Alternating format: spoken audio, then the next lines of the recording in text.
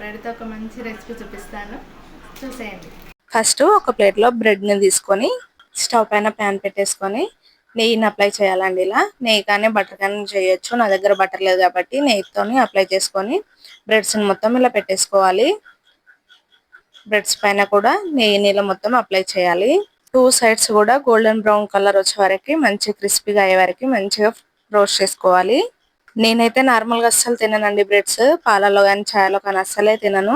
ఎప్పుడన్నా బ్రెడ్ తినాలనిపిస్తే ఇలా రోస్ట్ చేసేసుకొని తింటాను. ఇంకా స్వీట్ క్రేవింగ్స్ ఉన్నా కానీ ఇలా ఒకసారి తిని చూడండి, స్వీట్ క్రేవింగ్స్ కూడా పోతాయి. ఇదేంటి బ్రెడ్ ని రోస్ట్ చేస్తే స్వీట్ క్రేవింగ్స్ పోతాయి అనుకుంటున్నారా? నేను లాస్ట్ లో ఒకటి వేసుకొని తింటాను. చూడండి, బ్రెడ్స్ ని ఇలా టూ సైడ్స్ మంచిగా రోస్ట్ చేసుకొని ఒక ప్లేట్ లో తీసేసుకోవాలి. చూడండి, హనీ వేసుకోవాలండి. హనీ వేసుకొని ఇలా రోస్ట్ చేసుకున్న బ్రెడ్స్ తో చాలా టేస్టీగా ఉంటుంది. క్రిస్పీ క్రిస్పీగా, స్వీట్ స్వీట్ గా చాలా టేస్టీగా ఉంటుంది.